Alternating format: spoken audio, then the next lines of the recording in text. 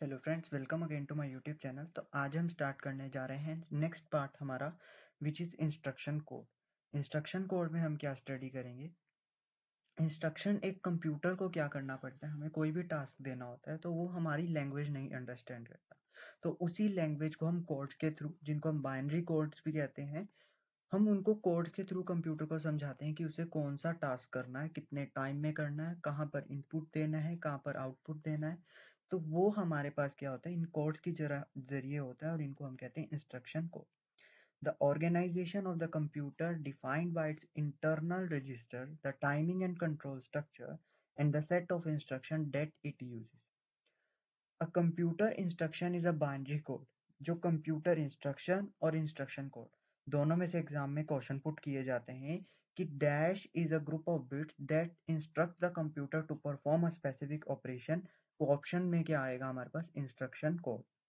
अब एक instruction code है, वो हमारे पास क्या होता है, एसपीओ के लिए अलग होता है, जीआरओ के लिए अलग होता है। दोनों ही हमारे प्रोसेसर्स हैं, यानी कि दोनों ही हमारे सीपीयू हैं, लेकिन ऑर्गेनाइजेशन अलग होने के कारण हमारे पास क्या होता है कि दोनों के दोनों में हमारे पास क्या होता है, इंस्ट्रक्शन कोड अलग होते हैं। तो इंस्ट्रक्शन कोड क्या होता है, group of bits that instruct the computer to perform a specific operation. एक कंप्यूटर को कैसे पता चलेगा कि उसे एक ए और बी है, उसको ऐड करना है, सब्ट्रैक्ट करना है, मल्टीप्लाई करना है, क्या करना है, तो वो हम इंस्ट्रक्शन कोड के जरिए करेंगे। Instruction code usually divide into two parts, और ये दो पार्ट्स में डिवाइड होता है, operation part, address part. Operation part में हमारे पास क्या होता है, group of bit that defines such operation. देखो ऑपरेशन पार्ट क्या होगा, देखो वैसे तो 3 बिट्स में होता है, क्योंकि एक बिट हमारी एड्रेसिंग बिट होती है, जो आगे हम देखेंगे कि इफेक्टिव एड्रेस हमारे पास आएगा कि कहाँ पर हमारे को क्या मिल रहा है, ऑपरेंड मिल रहा है।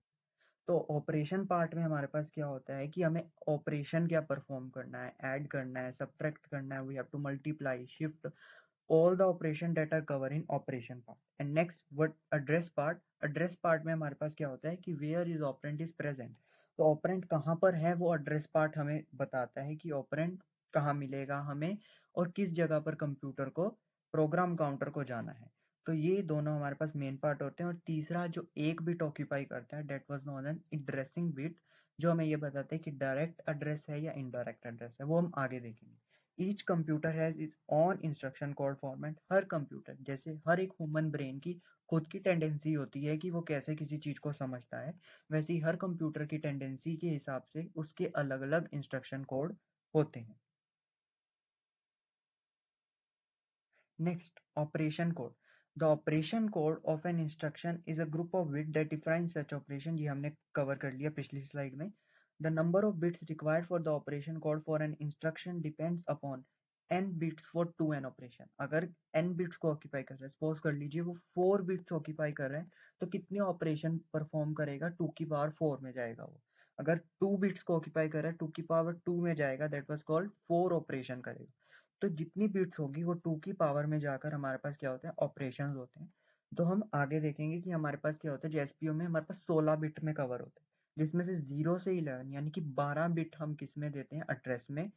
3 बिट हम किस में देते हैं, ओपी कोड में, और 1 बिट हमारी एड्रेसिंग बिट में होती है। तो टोटल हमारी 16 बिट का हमारे पास इंस्ट्रक्शन कोड बनता है। उसके बाद हम एसपीओ पढ़ने जा रहे हैं। एसपीओ में वही हमारे पास क्या होता है कि हम थ्योरेटिकल समझे। एसपीओ मतलब स्टोर्ड प्रोग्राम ऑर्गेनाइजेशन। हमने समझा कि कंप्यूटर में एक इंस्ट्रक्शन आ रही है, उसको स्टोर्ड होना है और फिर प्रोसेस होना है। तो एसपीओ सिंपल इसी प्रोसीजर को फॉलो करता है, लेकिन जीआरओ में ऐसा नहीं होता। एसपीओ में ऐसा होता है कि सबसे पहले अगर कोई इंस्ट्रक्शन आई, वो मेमोरी में सेव हुई, उसके बाद वो क्या होगी, प्रोसेसर में प्रोसेस के लिए लाई जाएगी। लेकिन जीआरओ में क्या होता है कि कोई इंस्ट्रक्शन आई, उसे सेव करने की जरूरत नहीं, डायरेक्टली उसको प्रोसेस किया और हमें आउटपुट मिल गया, प्रोसेस डाटा। तो एसपीओ हम फर्स्टली पढ़ेंगे। एसपीओ में हमारे पास क्या होता है, simplest way to organise a computer to have processor register first operand to be perform second address. यानी कि इसमें फेचिंग हमारे पास होती है कि सबसे पहले हम क्या करेंगे, सेव करेंगे और फिर उसको प्रोसेसर में प्रोसेस के लिए भेजते हैं। That was called stored program organisation, nothing else. अब स्टोर्ड प्रोग्राम ऑर्गेनाइजेशन में हमने क्या समझा कि 12 बिट का, देखिए 0 से 11 इज एड्रेस, 12 से 15 ये हमारे पास क्या होता है ओपी कोड, और एक बिट की हमारी एड्रेसिंग होती है, तो टोटल 16 बिट की हमारे पास क्या बन जाती है बाइनरी ऑपरेंड। यहाँ 0 से 15 यानी कि हमारे पास 16 बिट। एक हमारे पास क्या आएगा जो 12 से 15 है, 12 से 14 में हमारे पास ओपी कोड आ जाएगा, और एक हमारी इंडेक्स बिट हो जाती है जो हम सिंबलाइज करना चाहे तो हम करते हैं। नेक्स्ट हमारे पास क्या होगा, instruction are stored in one section of the memory and data in another. एक सेक्शन में हमारे पास क्या होती है मेमोरी में इंस्ट्रक्शन स्टोर्ड होती है और दूसरे में डाटा स्टोर्ड होता है। अब इंस्ट्रक्शन और डाटा में डिफरेंस क्या होता है, जब तक हमारे पास प्रोसेस, जब हमने इंस्ट्रक्शन भेजी कंप्यूटर को, जब तक वो इंस्ट्रक्शन प्रोसेस नहीं हो जाती तब तक उसको इंस्ट्रक्शन कहेंगे। जब वो प्रोसेस्ड हो जाएगी तो वो इंस्ट्रक्शन डाटा बन जाएगी हमारे लिए, कि वो एक जो सीपीयू है उसने उसको प्रोसेस कर दिया, यानी कि रॉ मटेरियल को उसने कुक कर दिया, तो वो हमारे पास इंस्ट्रक्शन से हमारे पास क्या कवर हो जाएगी, डाटा में कवर हो जाएगी। For a memory unit with 4096 word, ये जो मोस्ट कॉमन हमारे पास क्या होती है, जो बहुत सारे प्रोसेसर होते हैं वो मेमोरी बिट कितनी होती है 4096। वो कैसे 2 की पावर 12 हम जब डालते हैं तो हमारे पास क्या आता है, ये हमारे पास मेमोरी, जब भी एड्रेस निकालना है तो मेमोरी की बिट। आगे हम न्यूमेरिकल्स करेंगे, जब भी एड्रेस निकालना है तो हम मेमोरी की 2 की पावर हम क्या डालेंगे एड्रेस, तो हमें मेमोरी मिल जाएगी। और जब भी हमारे को क्या निकालना है ऑपरेशन कोड की बिट्स निकालनी है तो हम इसकी पावर को 2 में डालेंगे। तो 4 bits are possible for OP code to specify 1 out of 16 possible operation. 4 bits यानी कि 12 से 15 4 बिट्स अवेलेबल है ओपी कोड के लिए to specify 1 out of 16 possible operation. 16 operation हमारे पास, 16 में से एक पॉसिबल ऑपरेशन एक टाइम पर किया जाएगा।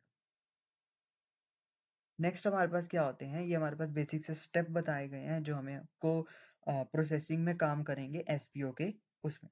उसके बाद direct and indirect addressing mode, जो अब यहाँ पर इंट्रोड्यूस हो गया आई, जो हमने पहले ही क्लैरिफाई कर लिया कि 0 से 11 एड्रेस होता है, 12 से 14 हमारे पास ओपी कोड, और 14 टू 15 हमारे पास इंडेक्सिंग बिट होती है।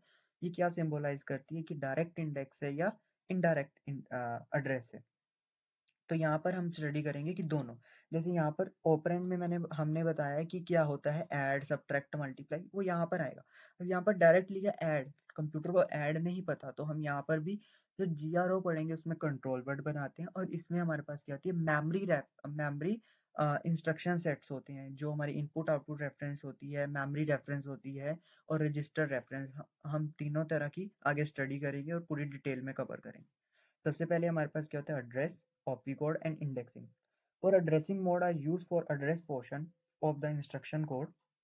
यहाँ पर हमारे पास क्या है immediate, the address part specifies an operand, example add 5। अगर मैंने ऐड करना है 5 को, तो हम क्या करेंगे, हमारे पास क्या है direct the address part specifies the address. देखिए अगर हमने हमारे पास क्या है सिंपली यहाँ पर अगर हम 457, हम 457 पर जाएंगे और हमारे को ऑपरेंड मिल जाएगा। ठीक है, तो ये हमारे पास क्या हुआ डायरेक्ट एड्रेसिंग मोड हुआ। दूसरा हम मेमोरी के पास हमारे पास क्या है, हम 300 पर जा रहे हैं। अब इस जगह पर एक और एड्रेस मिलेगा, 1350 एड्रेस मिला, और इस पर जाके हमें ऑपरेंड मिला।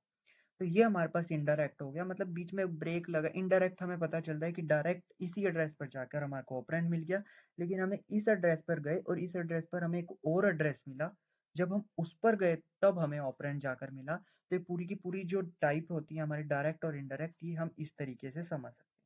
दैट वाज ऑल कवर अब in direct and indirect addressing mode.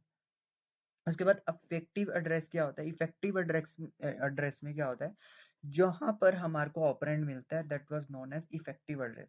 जैसे पिछले हमारे पास क्या था,